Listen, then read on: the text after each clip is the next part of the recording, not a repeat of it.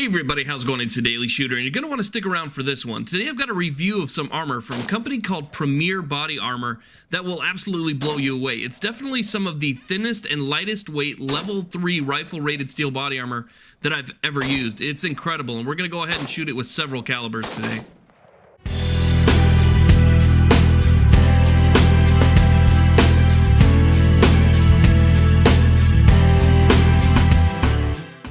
Okay, so here's a look at the plates that we're going to be testing out today. One of the nice things was that Premier Body Armor actually sent me multiple plates, some to wear and some to shoot at, so I can give you my overall opinion on both how it works, its effectiveness, as well as its comfort, its wearability, the design, the shooter's cut, what I thought about the curve, the weight, and those aspects. So a complete opinion on what I think about this body armor.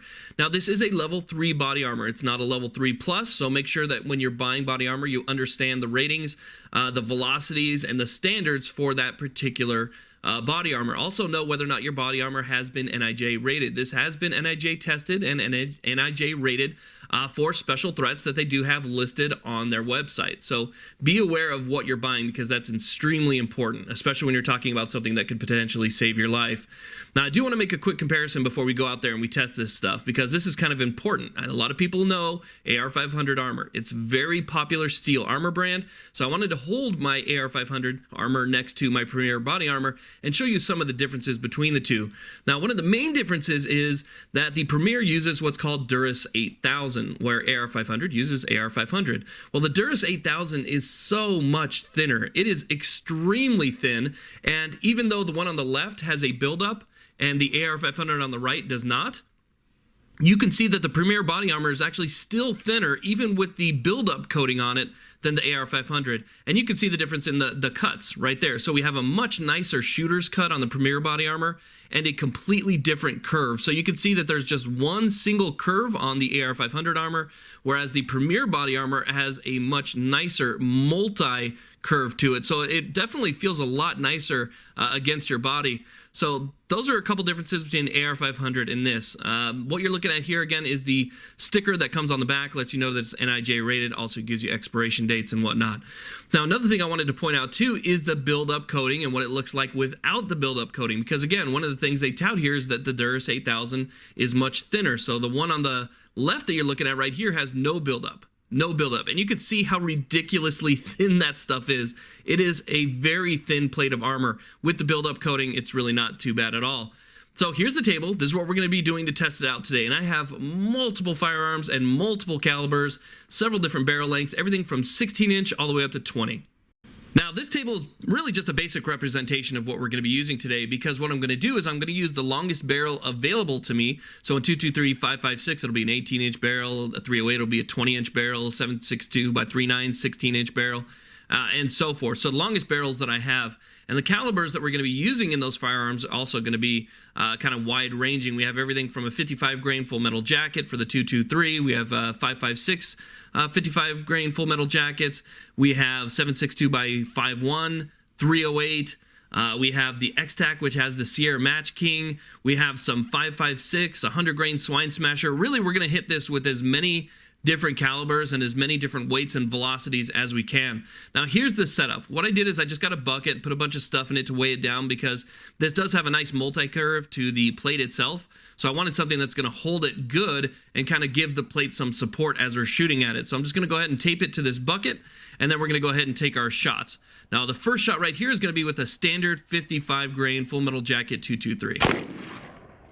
Now, let me tell you something real quick about body armor, especially steel body armor. It's speed that kills, and the one round that I was really worried about was the 55-grain full metal jacket 223 and 556, because they are really moving, and I shot it out of an 18-inch Criterion barrel, chambered 223 Wild, and you can see right there, it did not go through. We have no pass-through and really no bulge in the back. So now we're going to go ahead and try it with a 556 55-grain full metal jacket.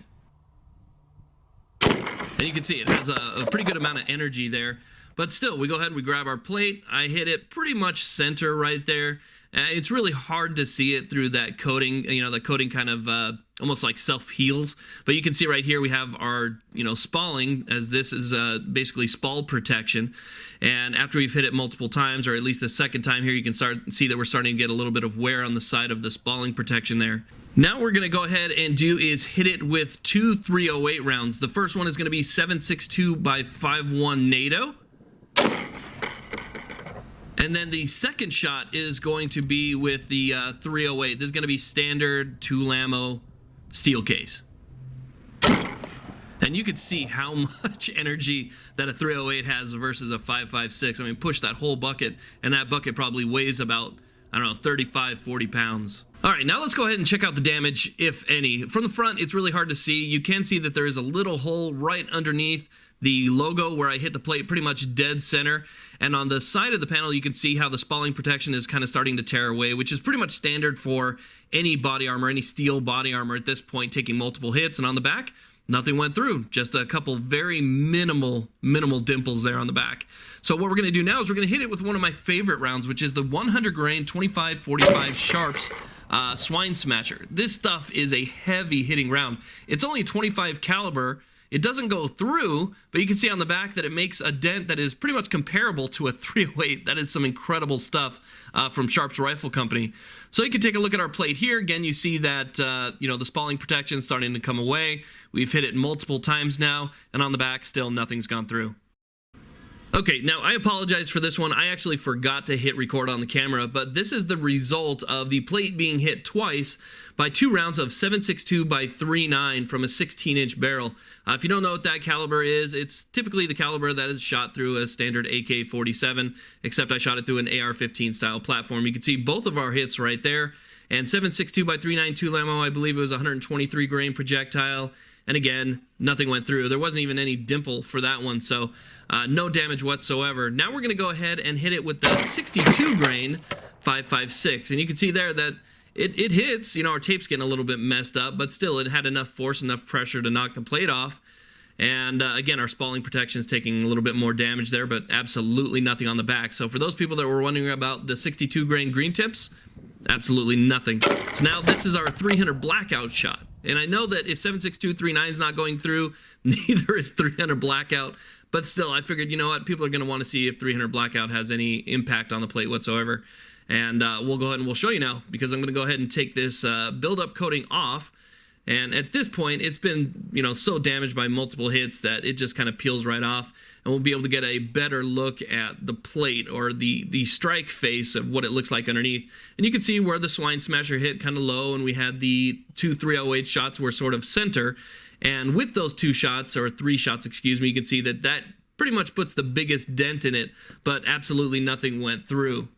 Now, once we peel the coating off the back, it'll give you a little bit better understanding of the back face deformation that we were facing from those particular projectiles. And you can see right here that it's very minimal. You can see 3 dents, very minimal dents. Those are from the 308s, as well as the 25-45 Sharps.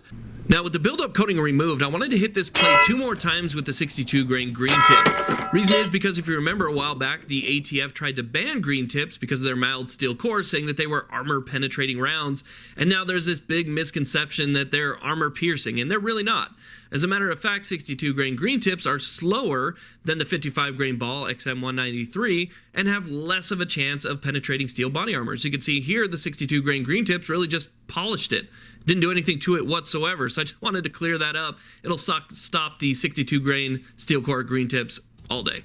Now, I actually forgot to shoot these plates with one specific round that a lot of people like to see, and that's the 168 grain Sierra Matchking, which is the PMC X-Tac. It is a big bullet. It's moving extremely fast, and so I took the plate that never had any buildup coating on it at all, and I set it up on my table, and I took one shot at it from a 20-inch barrel at only about 30 yards. And here you can see it really didn't do very much to it at all, just very minimal damage on the front. And again, this Durus 8000 steel is pretty incredible, very thin, and I mean, almost no damage at all. I mean, there's barely a little bit of a bulge on the back, but really nothing significant, nothing even to mention there. You can see that it didn't really even move the sticker very much. So really impressive stuff. I like this Premier body armor quite a bit. So here are my final thoughts on this armor. I think it's fantastic body armor. It is extremely thin. It is very lightweight. The Durus 8000 seems to live up to everything that I've heard about it.